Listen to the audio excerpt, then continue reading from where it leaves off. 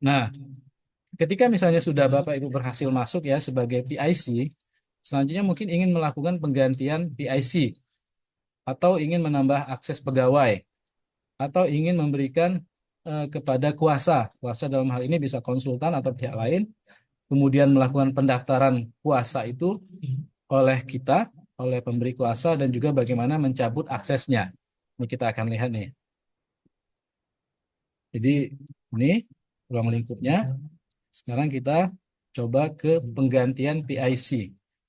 Nah, tadi PIC itu adalah orang yang memiliki otoritas pertama sekali ya. Siapa PIC itu? Jadi PIC itu kita lihat di data profil. Data profil itu akan terlihat siapa yang bertanggung jawab menjadi direktur utama yang didaftarkan pertama kali di dalam administrasi perpajakan ya. Jadi kalau di sini contohnya Raka itu sebagai direktur utama. Nah, itu berarti dia sebagai PIC pertama yang memiliki otoritas untuk mendaftarkan, mengubah, menghapus hak akses pihak terkait yang ada dalam konteks ini. Jadi siapa yang akan dia tunjuk sebagai pengelola dalam user PT Raka ini dia bisa menunjuk yang lain. Default PSC untuk pertama kali mengacu pada isian yang ada dalam kode identitas penanggung jawab ya. Silakan dilihat. Nah, jadi eh, dia baru bisa melakukan penggantian ya melalui menu, melalui user ya Raka ini. Seperti itu. Nah, ketika masuk di dalam Cortex, tadi kan DJP online. Kalau di Cortex namanya di profil. Di profil, nama PSC yang ditunjuk saat ini dalam Cortex silakan masuk ke menu profil. Nanti di menu profil itu akan dilihat pihak terkait. Nanti pilih pihak terkait. Kemudian pada menu pihak terkait tersebut, submenu pihak terkait akan disajikan daftar pihak yang telah terdaftar dalam Cortex ya. Jadi ini orang-orang yang memang ketika melakukan pendaftaran NPWP atau melakukan update data atau melakukan pengisian di SPT itu akan muncul pihak terkaitnya seperti ini. Nah, nanti kita geser di sini ya. Ini kan masih ada sambungannya seperti itu. Nanti akan terlihat apakah atau siapakah yang akan menjadi PIC. Nanti di sini is PIC. Kalau di sini ada relate taxpayer, kemudian ada relate person ya. Nanti akan kita lihat apa bedanya. Jadi kalau di sini yang menjadi PIC tadi, ya tadi ini kalau contohnya di sini kan beda kan. Kalau tadi kan Raka, kalau di sini mungkin orang lain yang menjadi contoh. Jadi ini hanya contoh saja. Artinya ketika kita ingin PIC itu siapa? Pada kolom ini diperlihatkan siapa pihak yang merupakan PIC yang ditunjuk. Hanya satu PIC yang boleh ditunjuk dan mewakili satu badan. Jadi PIC ini hanya satu di setiap user cortex-nya.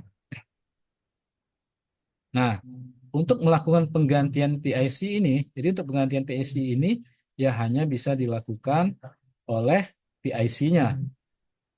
Masuk ke menu informasi umum, kemudian pilih tombol edit di atas.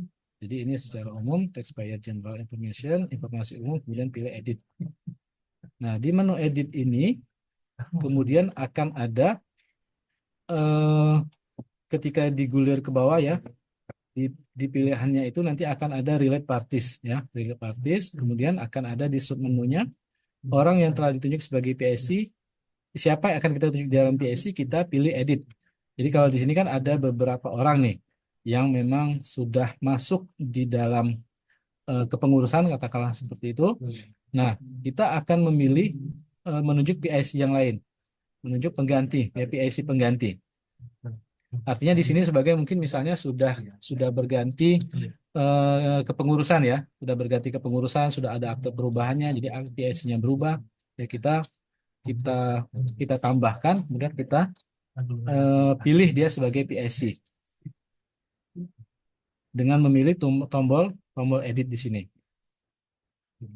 Nah, kemudian di sini akan ada beberapa pertanyaan, apakah masuk dalam kepengurusan, kemudian kita klik di sini is PIC, kita klik untuk memang menunjuk Pak Kurniawan ini sebagai PIC.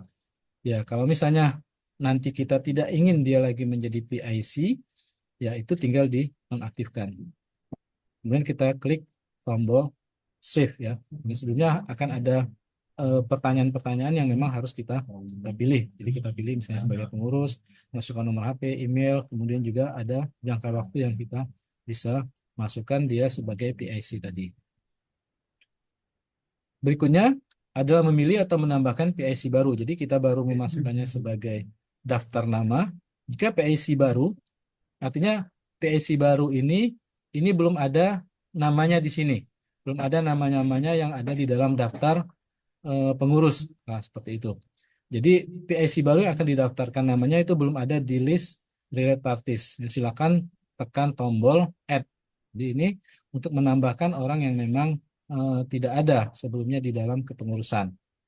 Nah, jika ingin memindahkan PIC ke orang yang namanya sudah ada, kita pilih edit ya. Jadi kalau memang sudah ada di sini, kita pilih edit. Tapi kalau tidak ada, artinya kita menambahkan orang yang baru, kita pilih add. Ini contohnya kita ingin menambahkan orang yang baru, ya kita pilih menu add, maka akan ditampilkan isian sebagaimana gambar. Jadi ini pilih-pilihannya, apakah termasuk dalam pengurus, apakah dia tidak termasuk dalam kepengurusan, kemudian masukkan NPWP-nya ya, ini wajib, kemudian akan memastikan NPWP-nya itu valid atau enggak, kemudian kita pilih sebagai PIC, pilih kewarganegaraan, kemudian masukkan nomor HP-nya, email, kemudian juga ada jangka waktunya. Jadi kalau semuanya sudah kita isi, kita pastikan memang orang yang bersangkutan kita tunjuk sebagai PIC atau sudah menggantikan sebagai PIC di sebuah perusahaan, ya kita pilih save. Itu. Nah, setelah berhasil menambahkan ya atau berhasil mengedit PIC tadi, kemudian nanti kita gulirkan lagi, maksudnya kita pilih lanjut ke ini ya, scroll ke bawah, lalu pilih tekan tombol submit ya, tekan tombol submit. Karena ini kan baru baru memasukkan nama-namanya untuk memastikan untuk sebagai pengganti PIC kita pilih submit dan sebagai catatan, ya, orang baru yang ditunjuk sebagai PIC memiliki otoritas akses penuh ke akun konteks wajib pajak yang dimilikinya atau yang diwakilinya. Jadi ketika dia ditunjuk sebagai PIC, maka dia dapat mengelola seluruh fitur dalam konteks dan menandatangani segala permohonan yang diajukan. Sementara, ya, pengurus lain yang ada di dalam tadi yang ada nama-namanya itu yang bukan PIC itu harus ditentukan terlebih dahulu batasan otoritasnya oleh PIC. Jadi misalnya dia nanti bisa ditunjuk sebagai pegawai yang bisa hanya membuat atau menandatangani bukti potong saja, atau hanya membuat dan menandatangani SPT masa saja. Nah itu bisa dilakukan beberapa akses kepada pegawai-pegawai lain yang mungkin bukan sebagai PIC. Jadi kalau PIC dia bisa semuanya, tapi kalau yang bukan PIC atau pegawai tertentu, ya sesuai dengan akses yang diberikan. Seperti itu.